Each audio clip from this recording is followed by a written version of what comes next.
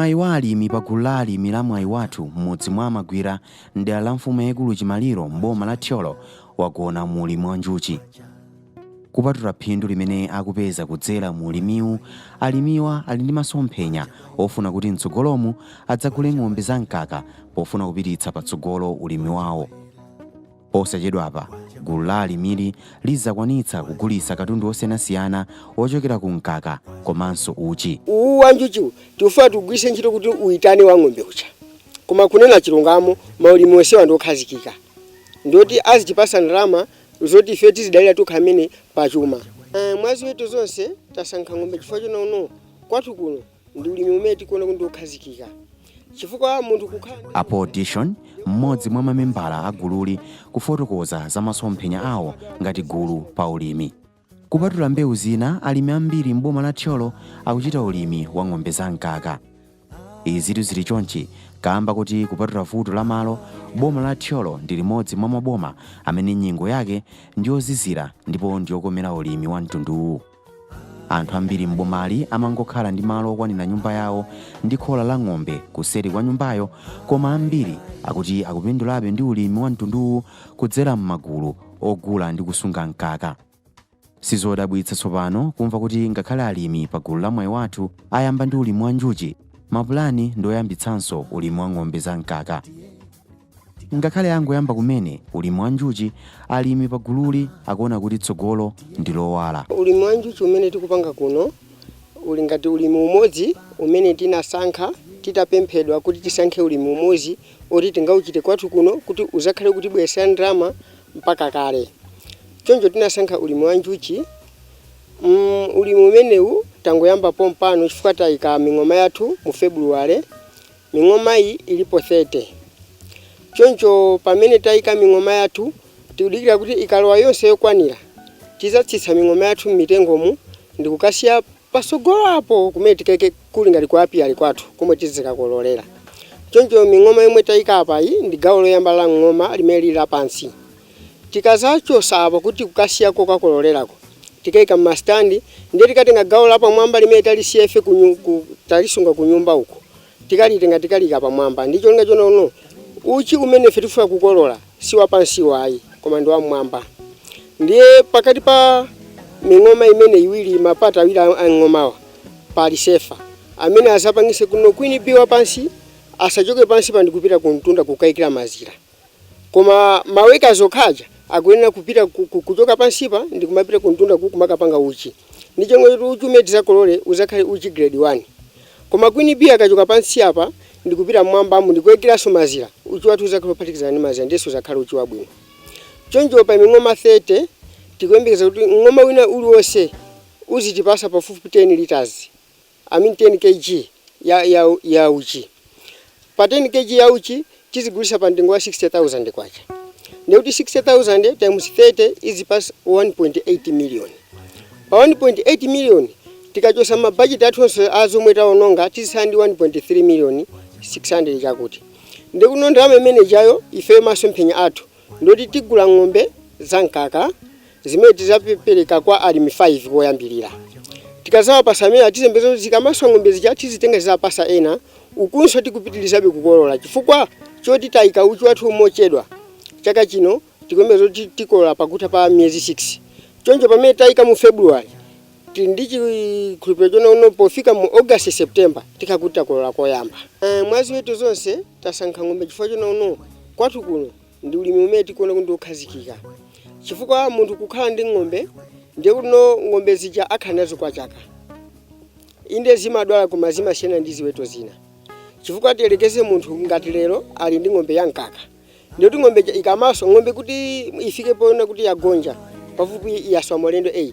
Ndiye kuti is about 12 years ikuyotabe. Ndiye kuti ana omwe ikubalanso ng'ombe aja akazakha kuno 12 years je katha mwana ujaswa ndi mphamvu. Ndiye kuti uli mono ndokhazikika ototaka kuno kusogolo ku FAO ya uje project ya kulima chita phase out ife tizakhala ozidalira pachuma tizakwanisa kulipira ana school komanso nduli mono oyetaka kuti yaswa mwana koma wamphongo tingulisa ana kusukulu akalipiridwa. Pali ubwino wina ofunikira kwambiri umene umadza kudzera mu ulimi wa njuchi. Kupatula kupereka phindu monga ndalama, mlimi akagulitsa uchiwo, ulimi wa mtunduwu umathandiziranso kuteteza nkhalango ndi chilengedwe.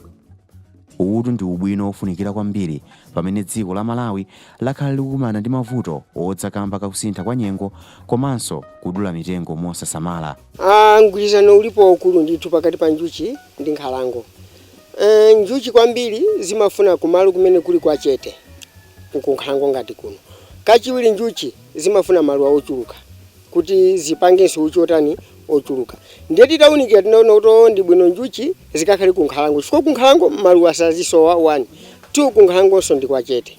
Nkhalango ikutetezeka chifukwa chona kuno mbuyomu tisanayike njuchi kuno anthu amakwanisa kubwera kumadula mitengo. Mwina usiku kubwera kuzatibera basi enanso kungobwera ngati masana uja akusaka nkhuni akapeza mitengo ina yamba kuuma basi nkumagwesa musakhala bwino. Kwa pano furiti ndi njuchi izize anthu ajamopa kuti tikapita kumene kuja njuchi zikatituma. Chimenecho chikutithandizira mbali imodzi kuteteza chilengedwe chathu. Koma monga ulimi wa mtundu wonse, ulimi wa njuchi nawo umafuna kusamala. Njuchi zimafuna madzi abwino, malo abwino opanda phokoso kuti zitakasuke, komanso maluwa ndi mitengo kuti uchi wake ukhale wabwino ndi wokoma.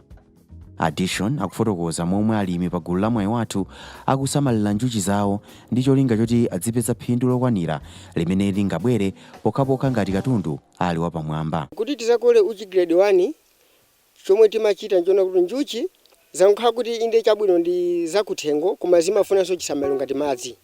Choncho kuti muyang'ane ming'oma yathu yo pansipo muzapeza kuti adula mabotolo amene makhala madzi kuti njuchi ija zisamakamwere kutali. Chifukwa njuchi zenga zikuchoka pano nkumakamwera kumusi kunsinje uko. Ndiye kuti ikabwera kuno ikhale itatopa. Nde ikamabwera itatopa olo ujeni uchi omwe ngati pase sungakhale wabwino. Ukhala ochepa utakhala grade 1 koma ukhala otani ukhala ochepa. Ndi masomphenya athu a 10 kg zacha sizingatithekere. Nthawi yokolola chomwe chimachitika tikamapita kuti ukakolola tili ndi mabisuti. Timavala bisuti. Tikavala bisuti timatenga smoker. Smoker ntchito yake ndio ifokese njuchi zositi osati tiphe koma tifokese. Ndiye smoker muja timeka mondowe za ng'ombe. Ndikuyasa ndithu zifuke ndowe zija. Ndiye tikafika pa ng'oma wathu uja timazapemelera ndowe zija. Tikapemelera uchi njuchi zija zimafoka. Zikafoka njuchi zija timatani timakhala kuti tikukolola uchi wathu uja mopandanso kusokonezedwa. Koma zili ndi nthawi kuno ikafikanso nthawi kuno ife titatengapo nthawi itali pamene paja zikhala kuti njuchi zatani zazuka. Alimi pa gulu la Mwayi Wathu akulowetsa nthawi, ukadaulo, chidwi komanso luntha pa ulimi wa njuchi. Kwakukulu alimiwa azindikira za ubwino oyikirapo mtima pa ulimi komanso kukonda ntchito imene akugwira. Ukadaulo umene akugwiritsa ntchito kunowu komanso zakufunikira kochita ulimi wakasinthasintha anazimva kuchokera kwa alangizi a za ulimi. Ben Livala ndi mmodzi mwa alangizi amene akugwira ntchito yolimbikitsa alimi komanso kuwapatsa ukadaulo pamomwe angayambire ndi kupindula ndi ulimi osiyanasiyana m'boma la Thyolo. Alivala akuti akulimbikitsa alimi kukhala m'magulu. Mwachitsanzo, kudzera mu ntchito imene akugwira kuno, alimi 30 anaganiza zoyambitsa gulu la ulimi wa njuchi la Mwayi Wathuli miyezi 5 yapitayi. Alivala ndi alangizi ena akhala akuphunzitsa alimi kuno za mmene angapitire patsogolo ndi ulimi wa mtunduwu.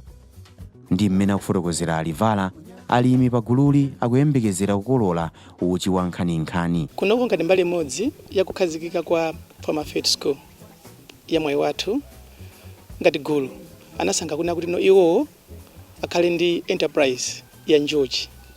Choncho akulima ndi thandizo lochokera ku iyo kudzera ku FAO anatipatsa ming'oma 30 imene tinalandira kuwapatsa gulu limene ndi gulu la anthu 30. Choncho kuno tilanda ming'oma imeneyi tinalandiranso maphunziro amene tinawapatsa alimi a ulimi wa njuchi. Ncholenga chona kuti no alimi apeze phindu mu ulimi umenewu. Choncho maphunziro amene ife tinawapatsa anali 1 okhuza kayikidwe ka ming'oma. Kodi ming'oma kuti no ayika bwanji ndi kuti sakhale ndi phindu lokwanira. Choncho mu nkhalango imene kunoko tili nayo ndi nkhalango imene tinayika ming'oma 30. Pa ming'oma 30 imene yoyo ngakhale kuti siyokwana chifukwa nkhalango iyi ndi yayikulu, koma taona kuti pa maphunziro amene tinapatsa alimi zikuthandiza kwambiri, chifukwa tunena pano pa ming'oma 30 pa miyezi 4 imene takhala tili ndi ming'oma 25 imene yalokale njuchi. Ndi nthawi imeneyi tikuzana kuti potengeranso nyengo imene tinali pofika mu August tindi chikhulupiriro kuti pa ming'oma 30 imeneyi anthu akhala kuti akukolola. Ulimi umenewu ndokhazikika kuno kwathu, chifukwa tikaona ndi ulangizi wina umene takhala tikuwapatsa panopa alimiwa sikuti akuyika mphamvu zambiri kapena kuti input kapena zolowa mu ulimi umenewu si zambiri poyerekeza ndi zimene ife tikutulutsa, zimene zikuonesa kuti ulimi umenewu ndi waphindu kwambiri, kotero kuti kunoko anthu atakhala kuti anthu ambiri ulimi umenewu autenga, zithandiza kwambiri kutukula mabanja awo, komanso zithandiza kwambiri kuti magulu ngati awawo amene kuno kuti makhala nawo kuti akupanga za ukadaulo wa ulimi atapanganso ulimi ngati umenewu ndi phindu limene akupeza ndi kuti magulu aja akhala kupita patsogolo, komanso ndi kuti ulangize kunoko kwambiri ufalikira. Kuti uchi ukhale uchi wabwino pali chisamalo chimene chimafunika mbali imodzi imene tikufotokoza nkhani ya madzi. Kunoko kuli mitsinje imene ndiyozungulira, koma tikaona pa mtunda umene mitsinjeyo ili ndi mtunda utali tili ndi 200 meters kapena 150 meters, koma pa njuchi zimafuna mtunda at least mtunda ukwana 100 meters. Komabe sikuti takudalira mitsinje imene yoyo ayi. Panopo kunoko ngati nkhalango pa ng'oma wina uliwonse pansi pake pali botolo limene ndi la madzi, kuthandiza kuna kuti njuchi samayenda mtunda wotali zipeza madzi pafupi, ndipo potero zithanso kupanganso uchi wambiri pa nthawi yochepa, komanso uchi umene ndi uchi wabwino, kuphatikizaponso maluwa amene samafunika ku njuchi, chifukwa njuchi kuti igwire ntchito bwino imafuna nectar. Nectar amene amapezeka mu maluwa. Kunoko zili bwino chifukwa kuti tili ndi ulimi wa nandolo. Nandolo nthawi inoyi imene tukamba ali ndi maluwa amenenso amatusa nectar wabwino amene amakhalanso wabwino kwambiri ku njuchi zathu. Choncho muona kuti tili ndi nkhani ya maluwa komanso nkhaniso ya madzi zimene tikuyesesa kuti zikhale pafupi kwambiri, cholinga chona kuti uchi umene tikupanga ku ming'oma yathu ukhale uchi umene ndi wambiri, komanso uchi umene tikakapasa anthu akaukonda. Malingana ndi Alivala, ulimi wa njuchi ndi wopindulitsa komanso ndi wosasowa msika. Chokondweretsa china nchokuti ulimiwu sumalowa zambiri, koma phindu ndi la nanu. Nkhani ya misika ngati gulu tasaka kale misika, ndipo tapeza anthu kale amene aliokonzeka kuti uchi wathu ukakhala kuti watheka anthu adzatenga pa mtengo wa 6,000 kwacha pa kg. Choncho tikunena panopa anthu amene wawo akhala akutifunsa bwanji uchi watheka kapena sunatheke, chifukwa zikuoneka kuti uchi panopa ndi product imene anthu ambiri akufuna, komanso zikuoneka ngati kuti anthu amene ali mu ulimi umenewu ndi ochepa. Choncho ife kuno tikutengerapo mayi kuti tiyesetse kuna kuti pasakhale zophinja zina zilizonse pa ulimi umenewu tikupanga kunoko, cholinga chona kuti anthu amene akufuna uchi umenewu akupeze mu nthawi yabwino, komanso kuti miyoyo ya alimi amene tikugwira nawo ntchito ipite patsogolo. Kunoko pa alimi amene tikugwira nawo ntchito kunoko ali ndi alimi akonso amene akugwira nawo ntchito, chifukwa gulu ili ndi gulu la ma CBF 30. Ma CBF 30 amenewo alinso ndi anthunso 30 kumbuyo kwawo. Pandokhawa amene ali kunowa ndi kuti tukamba za anthu 900 amene akusatira kumbuyo kwawo, amene mu ntchito imene tikugwira kuno akumapitanso kumudzi kuja kumakafotokozera alimi anzawo za ntchito imene akugwira kuno, komanso phindu limenenso tipeze kuno akawuzanso anthu aja, cholinga chona kuti nawonso anthu aja akhale ndi chidwi chopitisa patsogolo ulimi umenewu. Mmodzi mwa mpaso mdera lomwe la mfumu yaikulu Chimaliro m'boma la Thyolo, a Elaton Liveleve nawo akupindula ndi ulimi. Kungoti uwu si ulimi wa njuchi. Alivereve akhala kupindula ndi ulimi wa mbewu zosiyanasiyana monga chimanga, nthochi ndi nandolo, kungotchulapo zochepa chabe, komanso ziweto monga nkhumba ndi ng'ombe. Pa khomo la mkuluyu amene akuti ntchito yake ndi ulimi basi ndi pa mwana ali renji. M'munda mwa Alivereve simusowa chimanga chachiwisi chaka chonse, kamba kuti kupatula ulimi wa mvula iwowa akuchitanso ulimi wa nthirira. Asanayambe ulimi, Alivereve ankafuna kuchoka m'dziko muno ndi kukachita maganyu kunja monga anthu ena pofuna kuthawa umphawi. Pano nyengo za mkuluyu zasintha kudzera mu ulimi. Tapindula chifukwa ndakwanisa kumanga nyumba imene nimaganiza mbuyo mukuti mwina ndimangaza ndichoke ku Malawi ndipemphe maiko ena ndikakhale konko ndikagwira ku maganyu. Koma pano maganizo ona kuti nditakupita ziko na line yake ndikagwire ku ganyu inacho silatu. Ine ntchito yanga kwambiri ndi ulima. Kwambiri makhulupirira una kuti mukulima imene muli zonse. Chifukwa munthu wina aliyense kuti akamagwira ntchito ina iliyonse pomaliza amene kuti afike pokhala pa table. Even in the Bible ananena kuti adaphunzitsa Musa Yesu anakhaso pa zakudya. Ndiye imatifotokoza kuti ngati kudya kutaphonye ndi kuti palibe chila chicho chingachitike. Ndife timakhulupirira kwambiri kulima. Choncho ine ngati munthu amene ndili ngati osogolera sanzi ngati alimi anzanga. Ndi school imene tinakhazikisa koyamba mu 2018 cohort 1A imeneyo. Fundamental zapita kutuchira kaphunzira naye ngati wafawo. Imozi nda MT ayoni simitawo. Choncho nthawi imeneyo tabwera kuno kuti nakhazikisa magulu. Ndi gulu loyamba tinaphunzitsa imene ndi azibambo 16 azimayi 14 imene ndi Ataba Farmer Field School. Tinapangaso ina itathana na imeneyo 2018 2020 tidayambaso inaso imene ndimati Chimpaya Farmer Field School.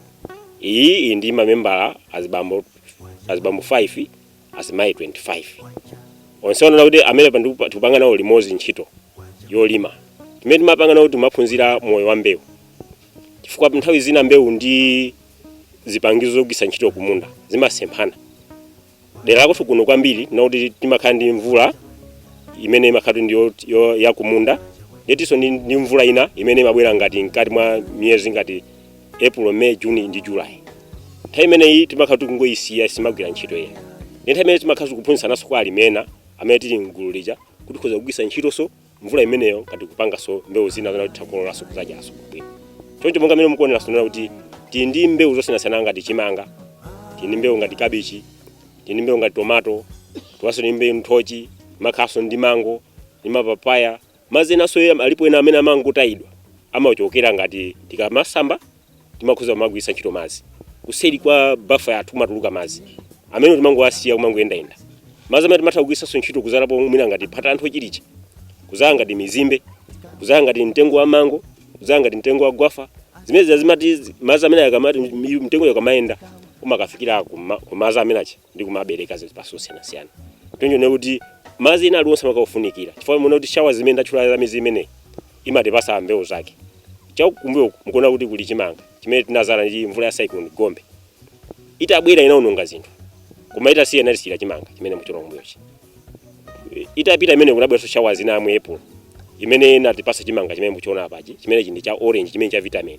Chifukwa cha mapromota amene timagwira ntchito limodzi ngati amene amathandiza kuti malidi mother kuti mbuyo mmakhala nawo nyenchera kuti timasisi choncho makhala ngati toluka choncho. Koma nthawi ngati imene iyo sopa itafika vitamin amatha kumadya mwa mapilisi. Koma panopo mapilisi anayamba kumachepa chifukwa kuti akumatha direct kumaka mudya ochokera ku chimanga.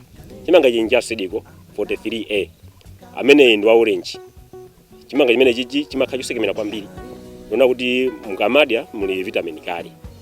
Mu vitamin anasiya mu mbewu zosiyanasiyana monga mbatata komanso chimangachi.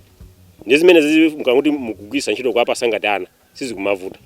Ndiye paliso mbewu zina zona kuti tikamati tikudya pacha ana ena samazikonda pala anthu ena amana kuti chisinimadya achisindija. Ndi zimene mugwiza ndi mapromota komanso ma VNCC komanso azilangiza athu azaulimi timazipanga kuziphika ngati pamosi kukhala ndi one pot dish. Poyamba ndinalizo kudya za magulu 3 koma panopo zinagawidwa kukhala za magulu 6. Pa magulu 6 onse aja timaziwesa mphika umozi. Ndikuti imene timasana ajo ndi chipaso chicha. Ndi zipaso zambiri ana amatha kumazikonda ngati mango zina zizonse. Ndi tikaphika ngati umozi kwa apasa ana amathamangira kumatani ngudya mwina mbatata yokhayi.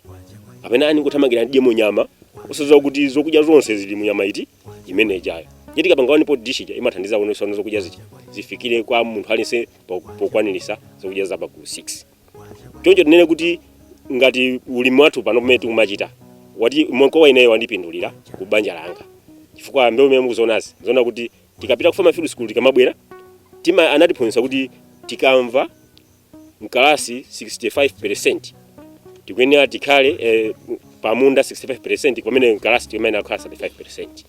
Nthawi yayikulu imakhala kumunda pogwira ntchito potengera kuti ntchito zimene timakagwira kumunda nzochulukirapo kusiyana ndi zokhala mkalasi. Ndime tikuphunzira moyo wa mbewu timatamaza kuti mbewu yakuti imakhoza kukhala mwina kwa nthawi yayitali mwakuti tiyerekeza kuti ndi early maturity ndi medium komanso late maturity. Mbewu izi nzosiyana masiku, pali imene ya early maturity pali zimene zabwera kumenezi ngati kalulu oyamba ndi pali 301 ndi 303 amene akumakhala masiku 80, pamene kanyani DK9033 akumakhala masiku 90, pamene wina akumakhala masiku 105, 115, 120, pamene zina zimakhala 150. So nzo zimakhoza kufuna fertilizer ochuluka pamene zina zimafuna fertilizer ochepa, zina timathira kawiri, zina timathira katatu. Ndipo tengera ndime timapezera kumalawi kuno ife naona kuti tiaphunzitse kwambiri alimi kuapitisa ku mbewu zimene zimafuna fertilizer ochepa, komanso kuaphunzitsa kuti azitha kukonza fertilizer paokha, kuti mwina thumba la fertilizer atada alitenga akupanga afuna akagwiritse ntchito munda womatha kulowa matumba 5 a fertilizer limodzi lomwe yakhoza kupanga matumba 5 kuchoka pa thumba limenelo. Amene timatha kumusinthako zina ifanira amakha kuti tantembenuza timati mbeya fertilizer. Ndi amene tikuaphunzitsanso alimi kuti azitha kupanga okha fertilizer amene kuti minda izikwana mosatani mosavuta. Fa pano fertilizer kunena zona zake imene ali pano pansika 60 chakuti 1000, 68, 67000 mulimi paika kuti akamugule sizingatheke.